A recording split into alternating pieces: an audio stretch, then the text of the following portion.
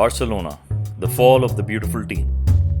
This is part 1 of a special 4-video presentation by nerdytainment.com. Don't forget to subscribe and click on that bell icon to stay notified. I don't think there is any FC Barcelona fan out there who isn't worried about the state of the club. The club has been in a downward spiral since their European treble in 2015.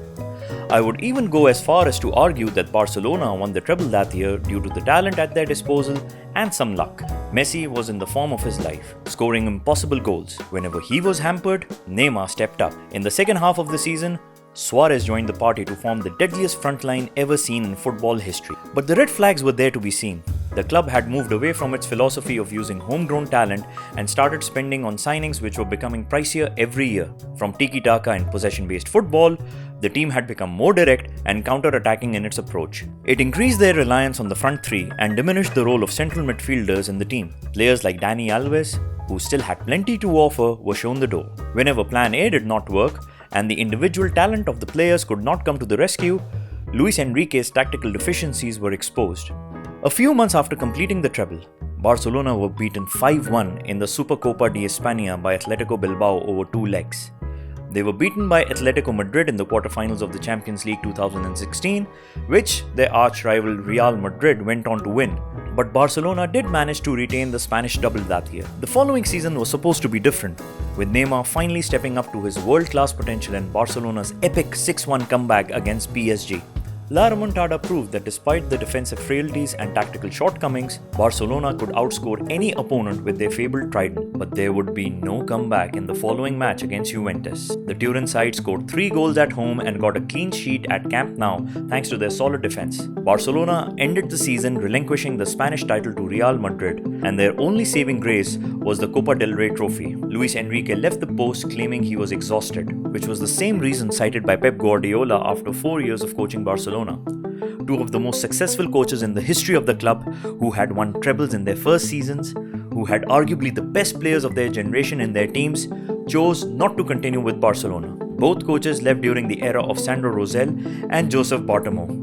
More on that in the next video. Ernesto Valverde was brought in to replace Luis Enrique in the 2017-18 season. Ernesto who? Was the question on everyone's mind. Pep Guardiola had been a Barcelona player throughout his career. Luis Enrique had been one of the biggest names of the game as a footballer, playing both for Barcelona and Real Madrid. Both had managed Barcelona B teams at the beginning of their careers. What credentials did this guy have to manage Barcelona? His profile showcased his time as a Barcelona player, having spent 2 seasons as part of the dream team under Johan Cruyff. It was claimed that he had the Barcelona DNA. In actuality, he had played just 22 matches and scored 8 goals in 2 years playing as a forward. He had just 1 cap for Spain's senior national team. As a coach, he had brought back Olympiacos to the pinnacle of Greek league during his 3-year spell. He had also been the manager of Atletico Bilbao from 2013 to 2017 and had beaten Barcelona in the Supercopa de España in 2015. But coaching Barcelona was a whole different ballgame. This was the only team to have won the European treble twice. Their arch-rivals had already pulled off the impossible, becoming the first team to win back-to-back Champions League after the introduction of the modern format in 1992, and were showing no signs of slowing down. Expectations do not come bigger than this. Valverde would have a rocky start to his tenure, losing Neymar, the future of Barcelona and the next in line for Messi's throne, to PSG in a long drawn-out transfer saga. A saga which would come back to haunt the club in unimaginable ways. By this time, off-the-pitch drama had already overtaken Barcelona's sporting affairs. One of the biggest talking points was the release clause paid by PSG, which was a staggering 222 million euros.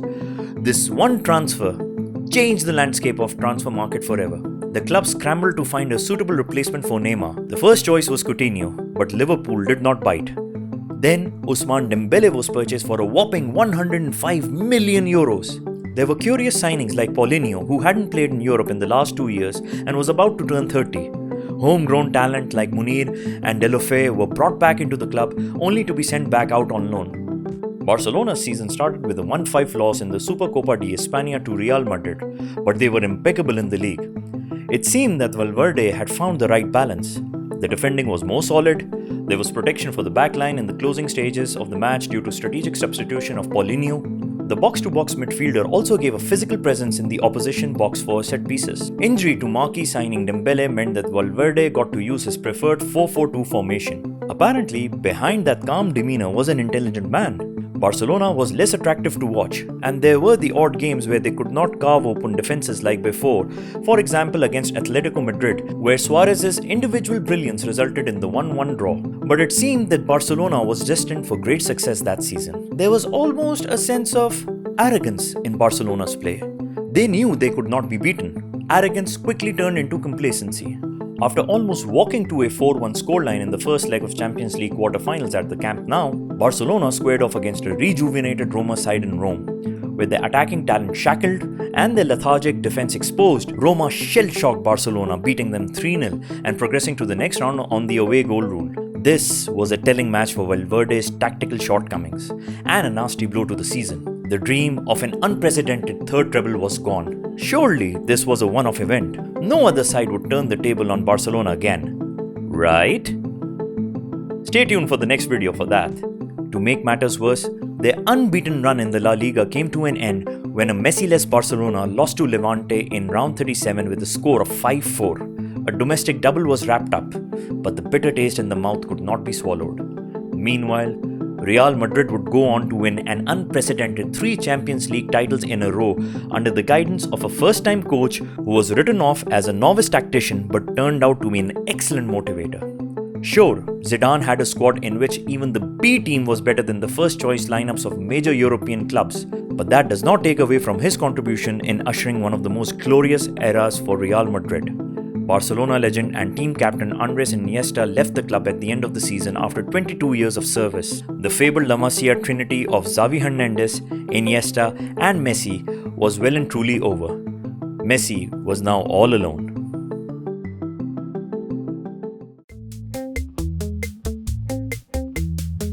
Hey guys, this is Mohsin. So, the nerds at nerdytainment.com have been experimenting with new forms of content. We really hope you like it. Stay tuned for the part 2 of this special presentation. And in the coming weeks, we will also introduce new segments and programs. Let us know your thoughts in the comments below. Peace out. No, nerd out.